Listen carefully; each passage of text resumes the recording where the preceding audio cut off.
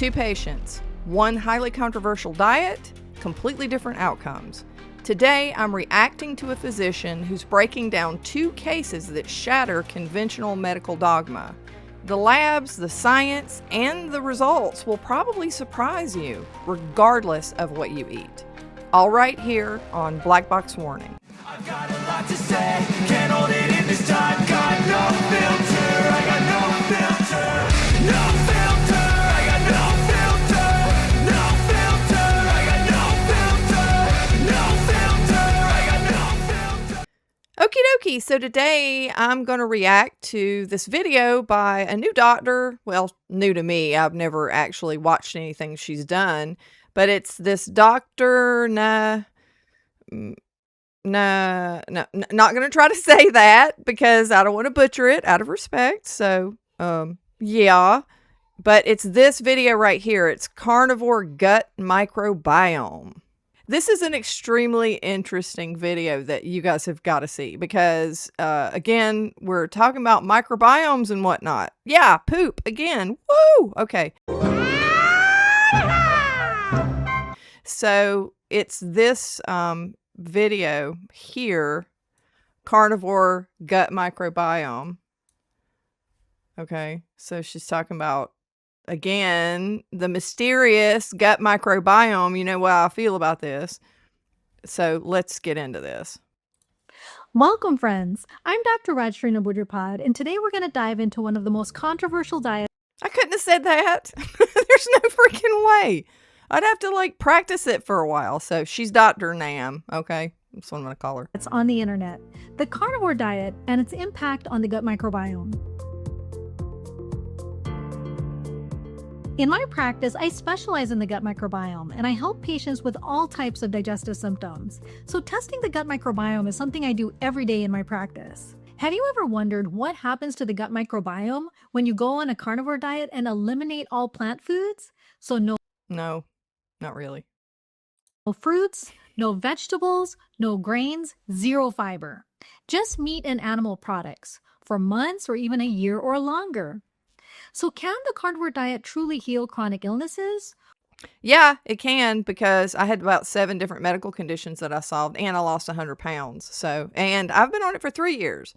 Or does it quietly damage the gut microbiome? Online, opinions are extreme. Some claim it's the cure for everything from bloating to autoimmune disease, while others warn that it could wreck your microbiome and increase your long-term disease risk. So what's the truth? Today, let's move past opinions and look at the objective stool microbiome data from 2 of my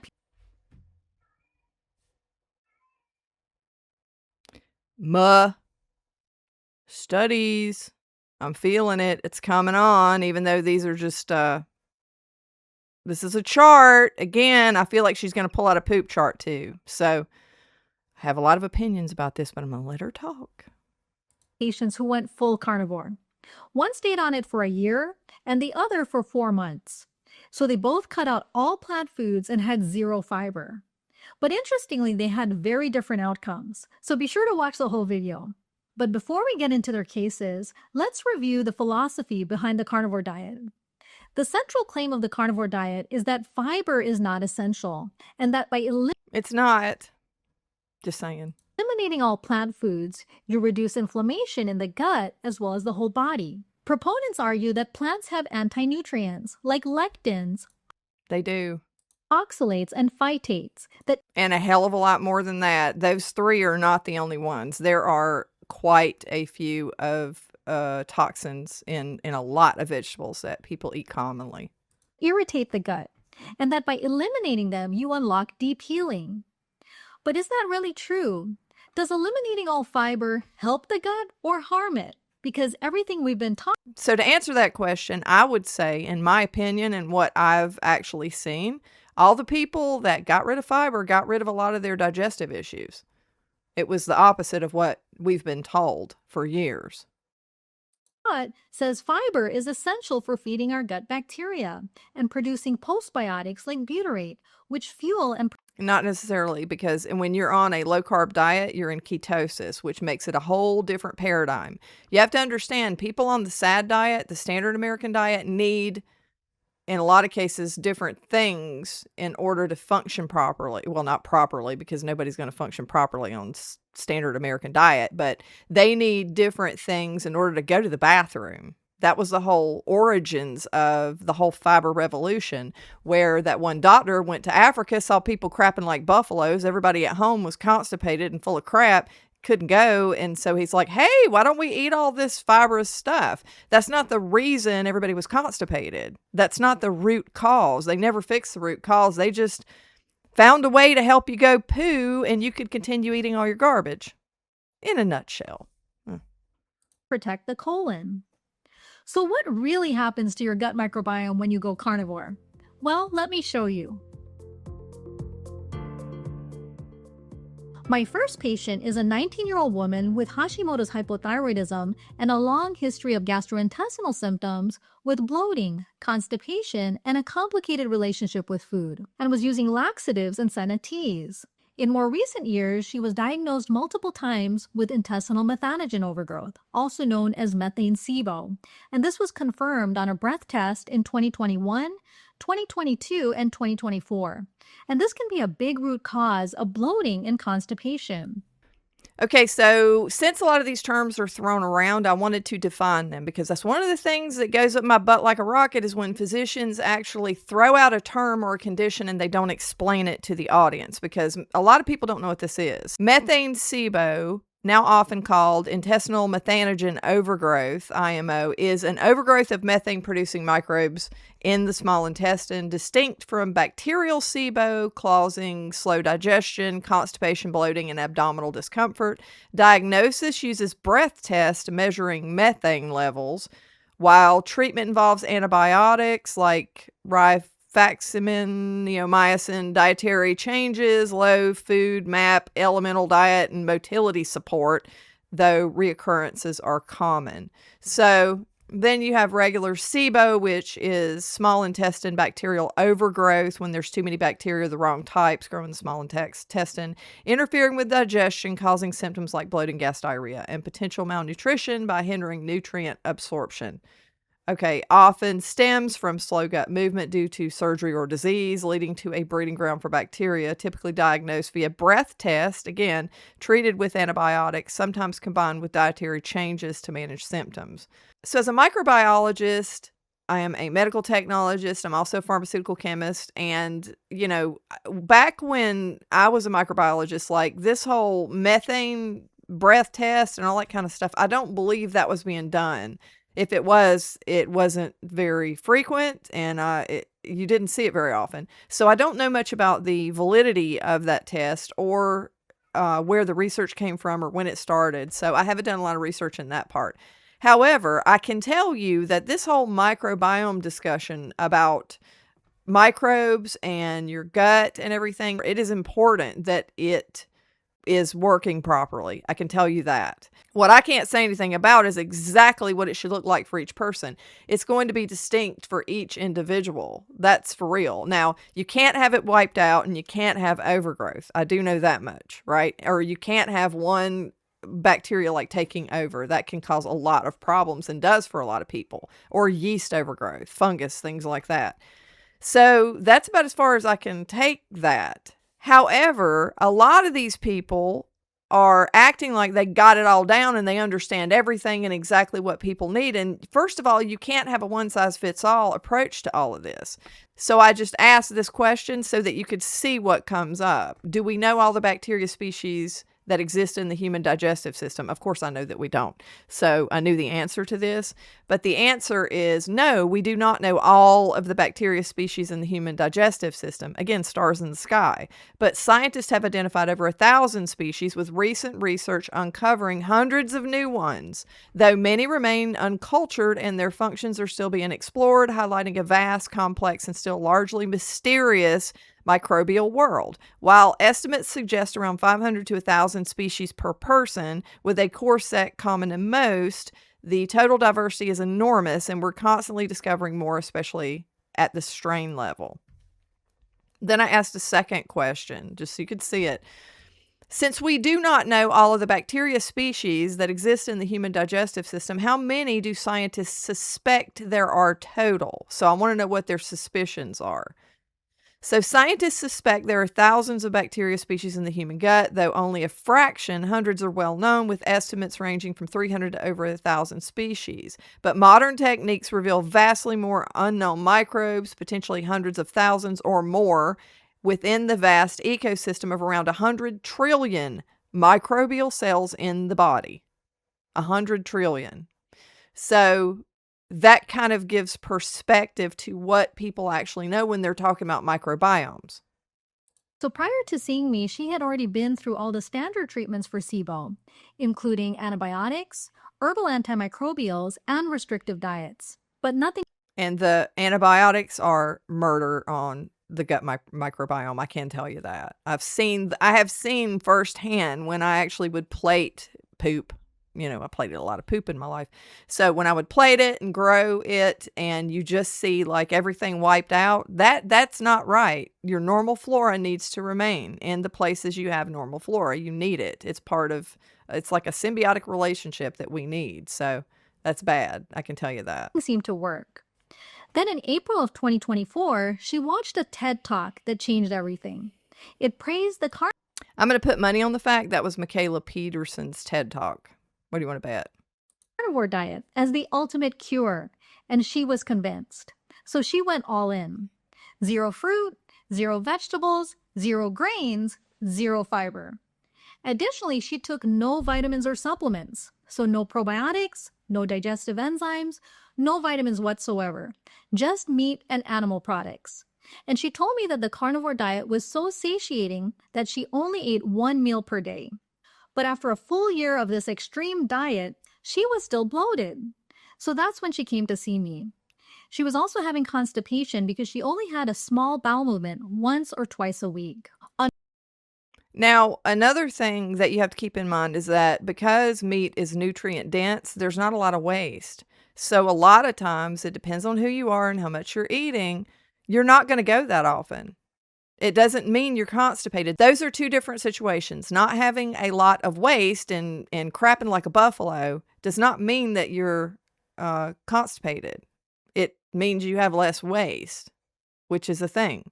I've experienced that myself. I'm not constipated or having problems. Now, this chick was bloated, so I don't know what's going on with her, but In physical exam, her abdomen was visibly distended, not what you'd expect for someone eating only 1 carnivore meal per day. So I ordered a comprehensive stool microbiome test, and this is what it showed.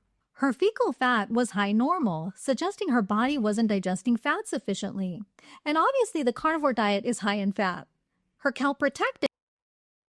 now, so if you look at this, I have a problem with a lot of these ranges because it's based on a sick fat population, and the people that they're looking at are unhealthy for the most part. These people are unhealthy and they're eating garbage. So these ranges are going to reflect the masses in a way. Okay. So I don't, a lot of this is, yeah, I'm not real big into this, to be honest. Not saying some of this is not, you can get some good valid data, possibly with certain markers, but I think they just go crazy with like, hey, this is what your poop has to look. Every poop needs to look like this, and there's some data that comes out that are good, but I think they go kind of nuts with this And a stuff. serious marker of inflammation was elevated at 259, which is a red flag. Calprotectin is a marker of inflammation that can be associated with inflammatory bowel disease, which is Crohn's or ulcerative colitis. She did have an endoscopy and colonoscopy recently, which were normal, but remember, these scopes don't visualize most of the small intestine, so I was concerned about her elevated calprotectin. In addition, she had a bacterial imbalance, which we call dysbiosis. Her microbiome test showed that she had undetectable lactobacillus, which is a good bacteria, as well as oxalobacter. Okay, and here we go with all of these different species. With that many species in the human gut, you're going to tell me you know exactly how much you need to have. Like each person, even though it's like we're all like snowflakes and everybody's going to have a different like situation going on in there, You're going to have amounts that this much of this much of that, a prescription for how much of each one that you're supposed to have, even though you don't even know about the ones that you don't know about because you haven't identified them yet. Really? That to me is not logical. Okay. This whole microbiome thing is, in some cases, I believe, a grift. If you want to know honestly what I think it's a grift. I think they ran with some information and just kept going. Okay, it's something that you can't know. It's like you cannot do clinical trial testing for nutrition on humans. You can't do it and it be really valid. You can look at certain things, okay? You can't lock people up. You would have to lock them up. You'd have to control everything they eat. You'd have to make sure they all had similar, like, genetics and stuff. It's not something that you can do. So that's kind of how I feel about a lot of this. There is research that's done, but I'm not feeling it, man. Oxalobacter is the bacteria in our gut that helps us break down oxalates, which is present in spinach or chard. So after a year of not eating any plant foods, these essential bacteria had vanished. Okay, if you're on carnivore, you're not eating oxalates. If you're talking about the problem is that you don't have a certain bacteria that breaks down oxalates, if you've proven that, if you don't need to break down oxalates, what are you saying the problem is? Okay. Now let's look at her gut microbiome metabolites, which are postbiotics made by the bacteria in her gut. At the top, I put a reminder on how our gut makes postbiotics. The good bacteria in our gut ferments fiber in our diet, and that's how we make postbiotics. So it was no surprise that her postbiotics, which are the short-chain fatty acids, such as butyrate, were extremely low, in fact, nearly absent. Next, her test for leaky gut, which is zonulin, was 157, which was right at the upper limit of normal. This could suggest increased intestinal permeability or borderline leaky gut. Surprisingly, the bacteria responsible for intestinal methanogen overgrowth, called Methanobrevibacter smithii, did not show up on her stool test. But her SIBO breath test was clearly still positive, with a methane level of 22. The good news is she had no parasites or candida overgrowth. So now let's discuss these results. So was her gut healthy after a year on the carnivore diet? Unfortunately, it was not. Her gut... Okay, did you study her gut before she started? Because if you didn't, you cannot compare what's going on now with what it was to begin with. And I'm not saying, I mean, it's possible whatever's going on with her, she could have had a healthier gut, but if you don't know, you have no baseline. So especially when you're looking at all of these elaborate, complicated results that you're trying to assign to every person and you don't have a baseline, I'm assuming you don't have a baseline. I didn't hear that. That's a problem, I would think. Gut was inflamed. It was imbalanced, which we call dysbiosis. It was missing good bacteria like lactobacillus. And she had extremely low postbiotics, which are the short-chain fatty acids in butyrate. And symptomatically, she was still struggling with bloating and constipation. Additionally, the diet did not resolve her intestinal methanogen overgrowth, also known as methane SIBO. And that's because it didn't address the big underlying root causes of SIBO, which in her case were sluggish motility, difficulty digesting fats, and dysbiosis, including the absence of lactobacillus. And all of these And one thing I'll mention is that if it was only a year, a lot of people take a lot longer to heal from using the carnivore diet. They don't have instant results. Now, I had results in 3 days for most things, and then a month or 2 for the rest of it. So it was pretty quick and amazing for me, and it is for a lot of people, but not everybody. So you have to kind of keep that in mind. Causes are common in patients with hypothyroidism and Hashimoto's. Now, this is what I recommended to help heal her gut. I recommended IG. Okie dokie. So we have her name. Yeah, okay. Her name is on every one of these bottles, and she sells products. So, yeah, just going to mention that. Guard, which are immunoglobulins to heal the inflammation in her gut, probiotic 100 billion to restore the lactobacillus that she was missing, digestive enzyme Pro to improve fat digestion and reduce her bloating, essential magnesium at bedtime to help with bowel regularity, and motility activator, a prokinetic to activate the cleaning waves in her gut, known as the migrating motor complex. Did she just say cleaning waves? I think she said cleaning waves. Okay. To help her bloating. And then I recommended that we slowly work in a few tolerated cooked vegetables and then gradual reintroduction of prebiotic fiber and butyrate. I believe we could have rebuilt her microbiome and resolved all of her symptoms, and eventually expanded her diet successfully. Unfortunately, the patient wasn't ready to make any changes to her diet or try any of these supplements. I'd like to know now how that worked out. Unfortunately, she doesn't ever come back to it. But I would like to know now why it didn't work out. Now, I'm going to guess. Okay, here's a guess. It's just a guess. I don't know. But I'm guessing this chick, if she didn't want to leave carnivore, I'm going to put money on the fact that most of her issues that she had were resolved. Because why wouldn't you want to leave it if this is such a problem and you've got all this, you're bloating, the bloating is like a big deal, or you didn't used to have it? Why wouldn't you try something different to fix it? I mean, I would. If I never was bloated before and carnivore didn't help me, I wouldn't do it. I wouldn't do it if it didn't work. So it's interesting that this late, whoever this chick was, she decided not to abandon carnivore. She wanted to keep going with it. So that means that there were probably benefits, which this lady is not mentioning at all. But so although I respected her decision, it did limit the options we had to truly heal her gut. I did encourage her to repeat her calprotectin level, and 2 months later it had come down from 259 to 148. Possibly that time issue I'm talking about. That's a significant drop. I mean, from a value perspective. But it was still elevated because normal is under 50. So I was concerned again with the normal ranges. Got a problem with that. About her elevated calprotectin, and I encouraged her to follow up with her gastroenterologist for further evaluation. Now let's move on to my second patient, who is a 36-year-old woman who was recently diagnosed with ulcerative colitis, which is a form of inflammatory bowel disease.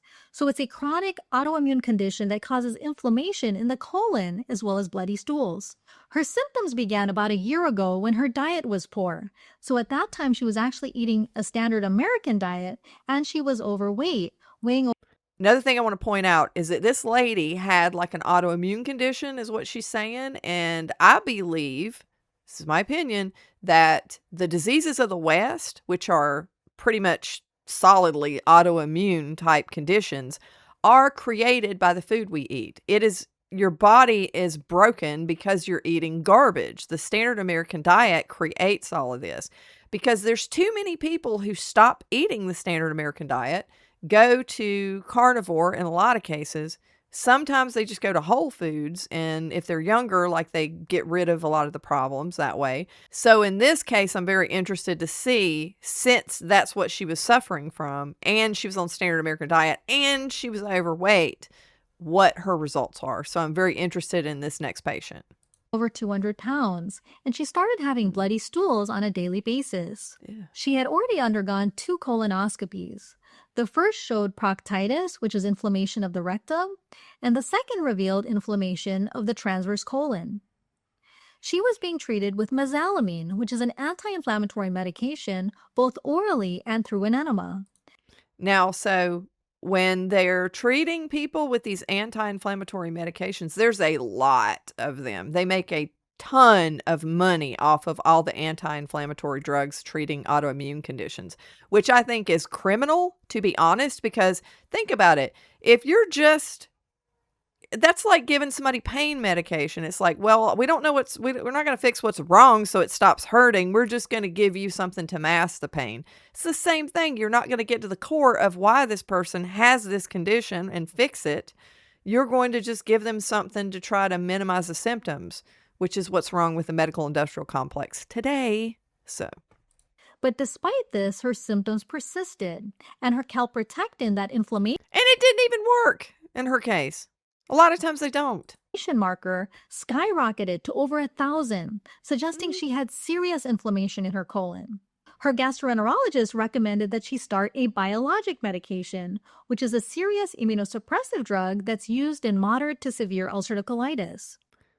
Now, one thing I'll say about that inflammation marker, even if it is like a very relative kind of inflammation marker, like a lot of them are, that's where you can actually get some valid information from it, is when it goes through the roof. Now, when you're hovering around, like, I don't know, you're talking about hundreds of points maybe, or 50 points, or, you've got differences like that, and you got kind of a tighter range. That's where inflammation markers are a little odd. I mean, you don't know what it's really saying, but in her case with the going through the roof like that tells you something, probably. But she wasn't ready to go down that road, especially given some of the potential side effects of biologic medications. Mhm. Smart lady. I don't know who this lady is that is this patient, but I like her. She was not gonna take like one of these crazy pharma solutions, because they are scary. They have some really scary side effects. So instead, she did something drastic. She committed to a strict carnivore diet. No, drastic would have been taking the drug, not the food she's putting in her mouth. It's food, for God's sakes, and you're considering it drastic. Anyway. So she ate meat, chicken, eggs, fish, and butter. She also supplemented with an organ meat protein powder, and she included some extra fats in her diet, like red palm oil, black seed cumin oil, and C60 oil. She made sure that she had 1 gram of fat for every gram of protein in her diet. So 70% of her calories were coming from fat. And this ratio will generally put you into ketosis. Mm-hmm. She also supplemented with high-dose probiotics and a high dose of vitamin D. So she cut out all plant foods and had 0 fiber. Within weeks, something remarkable happened. All her bleeding stopped. Over the next few months, she lost more than 50 pounds, and her energy improved dramatically. And recall, she was actually overweight initially, so this was desired weight loss. And that is the story that we hear a lot. If you're a carnivore, you've heard this. If you've been to Dave Mack's channel, the No Carb Life channel, you have heard all of these amazing testimonies of people talking about how they've lost tons of weight and they fixed their medical conditions, all because of the carnivore diet. This is not unheard of, but she seems she's like, oh, it was really amazing. Like, this is such a thing. Like, she's never seen it before. Physical exam, she looked vibrant. Her energy was good and her skin was glowing. Mhm. And she was able to return to doing yoga regularly and return to work working part-time as a hairstylist. She reported no bloating, no urgency, no bleeding, and no abdominal pain. And here's what surprised me the most. Despite having 0 fiber in her diet, she was having a fully formed bowel movement every day. In fact, she took out her phone and No. showed No. Oh my God. She has it. She has the coveted number 4 tapered poo. Oh my God. Like, I've been striving for that with my yogurt consumption, but haven't got it yet. Let's see. Where am I at? Let's look here at this Bristol stool chart that somebody pulled out of their ass, no pun intended. I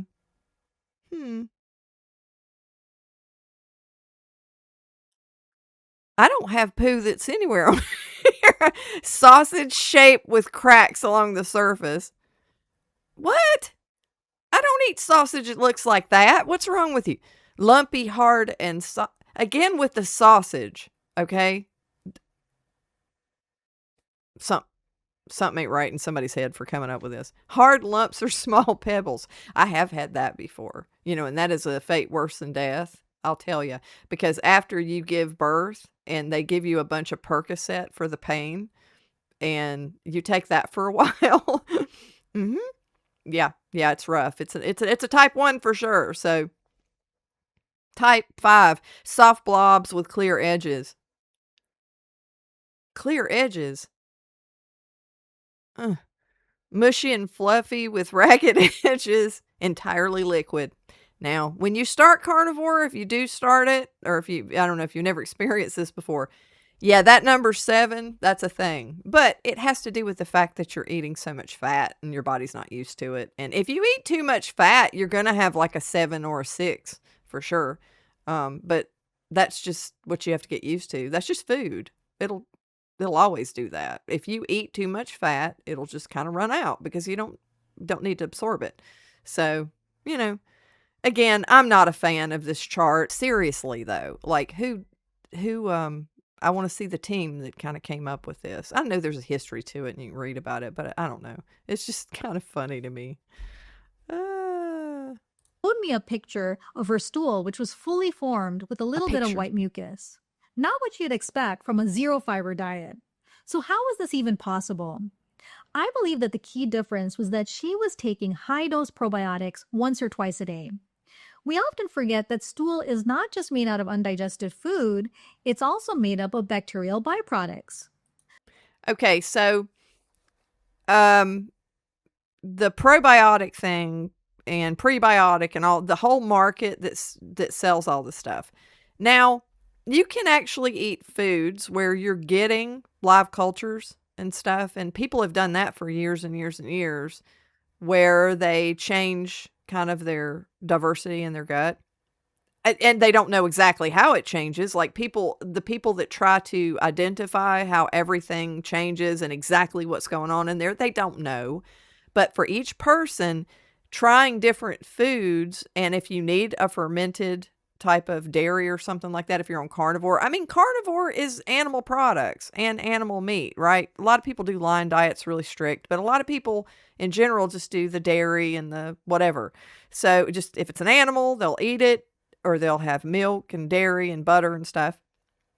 So if you're one of these people that are eating stuff other than just beef and water, then, you know, if you have any kind of issues or whatever, try the freaking yogurt. Or, I mean, I don't know about drinking brine. Carrie from Homestead How was had a video not long ago where he's drinking sauerkraut juice.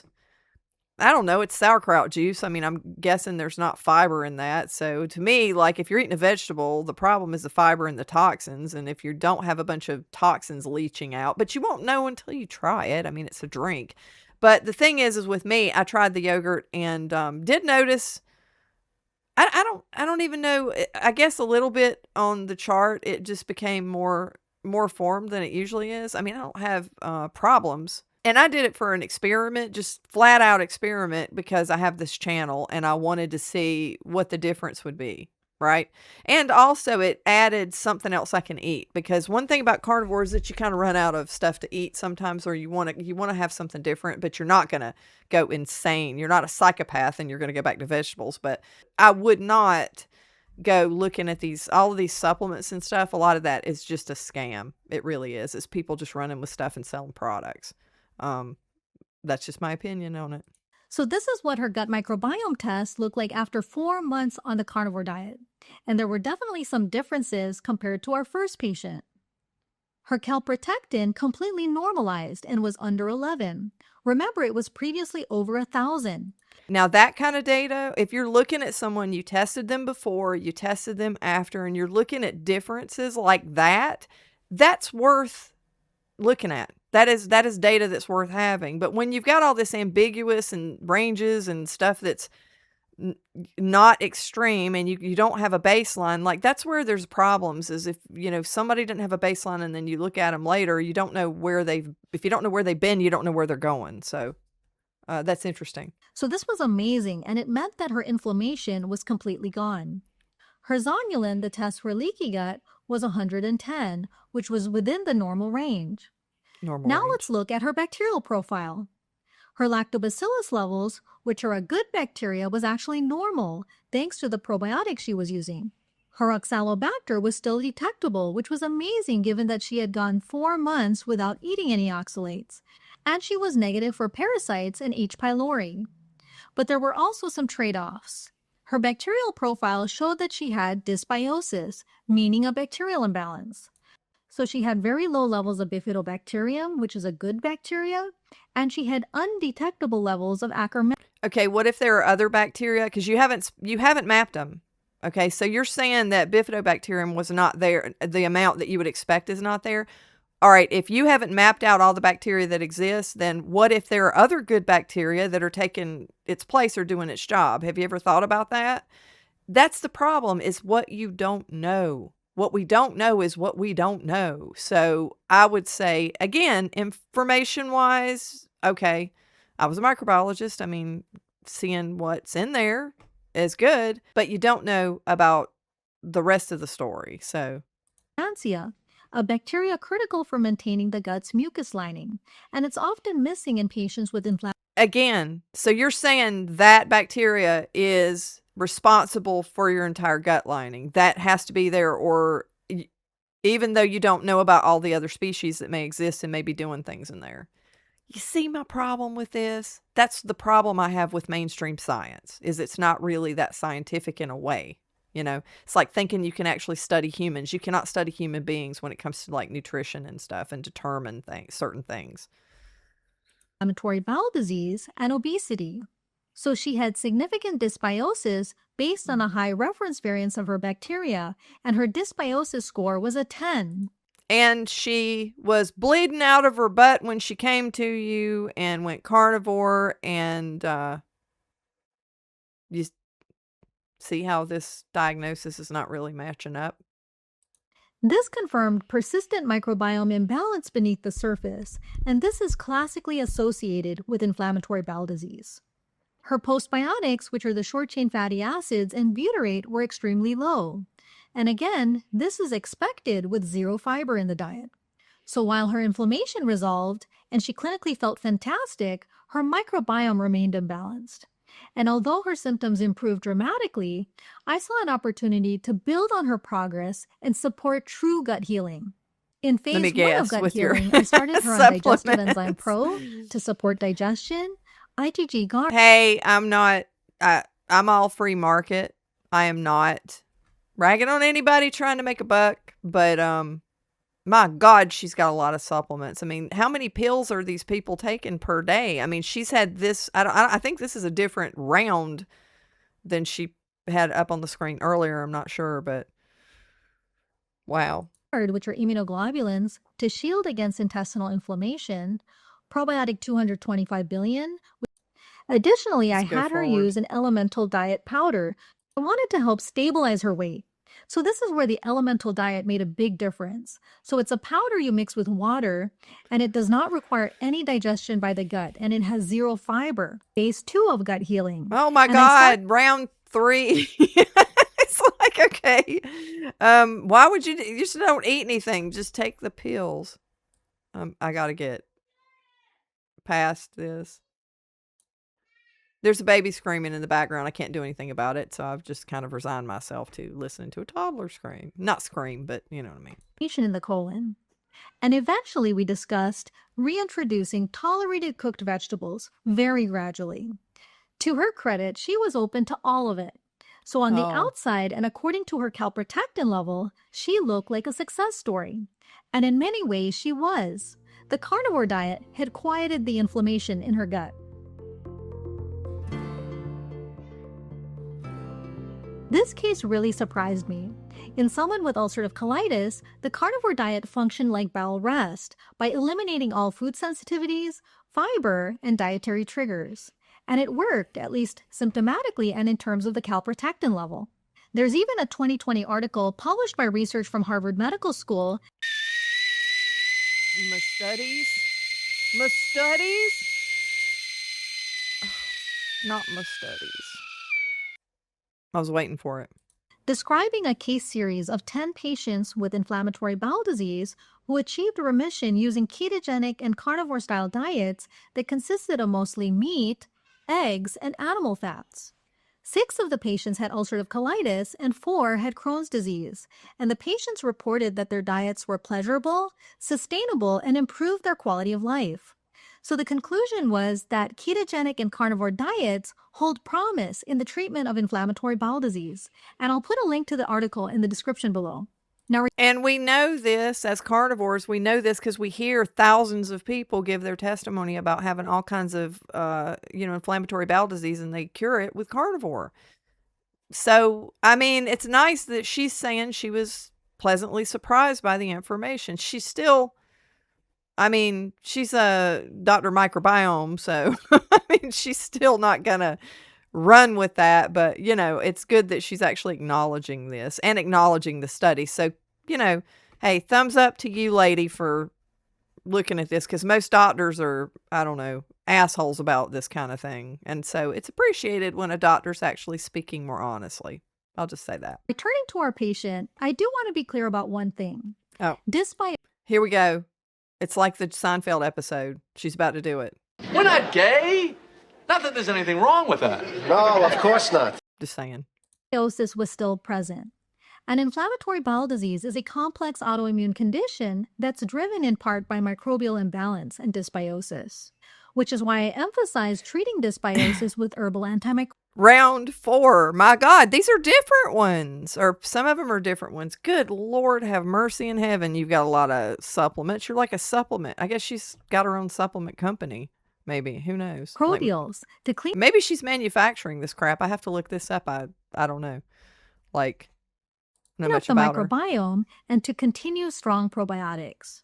We also have to feed the good bacteria using prebiotic fiber and by gradually reintroducing select plant foods. So while her inflammation resolved and she clinically felt fantastic, her microbiome remained imbalanced. And that is what we are now working to correct. So this was interesting. This Dr. Nam's perspective. I'm not going to butcher her name. I ain't going to try. But she was very, I think, fair when she was assessing this situation. I mean, she is Dr. Microbiome, so she's not going to hop on the carnivore wagon, but she actually was pleasantly surprised that the second patient had the results that she did. A lot of doctors would get triggered by that. They would poo-poo it. They would try to mock it. You've seen that type of reaction before, and I hate seeing that. Now, the one thing I have to add, what I don't like about the medical industrial complex's approach to the carnivore diet is that it's like this mysterious cloud that covers the carnivore community at all times, where it's like, yeah, you feel good. Most things are cured and you've cured all these dysfunctions and bad conditions. Yeah, but you just wait. You just wait. Wait 20 years. It's going to kill you. So there has to be a secret villain in there. There has to be something that's just waiting for the right moment to ruin your life or make everything go nuts or something. What is that? That's like witch doctor stuff or superstition or boo boo boo boo boo. We're doing it, Chaka. White man science and the black voodoo. Oh, it's going to get you. It's that mysterious thing that's going to get you eventually. And it's because all of the scientific research that we base everything on is faulty and just made up. I'll give you an example. Look at net carbs. Net carbs there's no such thing. It's not scientific. Nobody supports it. FDA doesn't even support it. Nobody stands behind it. It's not a thing. It's a marketing gimmick. Do you know how many people live by that? They go to the store and they look at the fake keto bread and it says 2 net carbs and they're like, wee, and they're eating it. Not a thing at all. Not a thing. So a lot of people believe a lot of the stuff that we think is true is scientific, and it's not. It's all opinions. It's the industry. It's the agenda. So my advice is you need to listen to your body. It is an amazing, amazing organism that will tell you what it needs. If you feed it what you're supposed to feed it, if you feed it a proper human diet, which in my opinion is a carnivore diet, you feed it what it needs. You listen. If you feed it something it doesn't like, you listen to it. You don't continue to eat things that bother you. You make sure that you use nutritious foods, nutrient-dense foods, and you stay away from toxins that harm you. A lot of people can eat things that I can't, okay? But I stay away from the stuff I can't tolerate because people are different in that regard. A lot of young people can eat tons of toxic plants and they don't have any issues. Now, there's a lot of them that do have issues later because of that, and that's where I suspect a lot of people will end up, but not everybody. The whole grandma drank a gallon of bourbon a day and smoked 12 packs of cigarettes and that kind of thing, and she lived to be 107. Okay, so there's a lot of differences in people, but listen to your body, okay? That is the key. And don't worry about some mysterious villain that's going to pop up in the future, all right? The witchcraft and the superstition needs to go bye-bye, especially when it comes to food, because it's food. Standard American diet, not even food. If you don't put food in your body, you put things that are not food in your body, you're going to have problems. Easy peasy. That's it. That's the bottom line. So anyway, let me know what you think about this lady's take on her 2 patients and whether or not you've had problems with the gut dysbiosis or whatever. Like, do you have a number 4? Is your poo tapered? I want to know. Please leave it in the comments section. I'm headed for that fabled tapered poo someday, maybe someday. But you know, my poo's not even on the chart, so I don't even know what to do with that.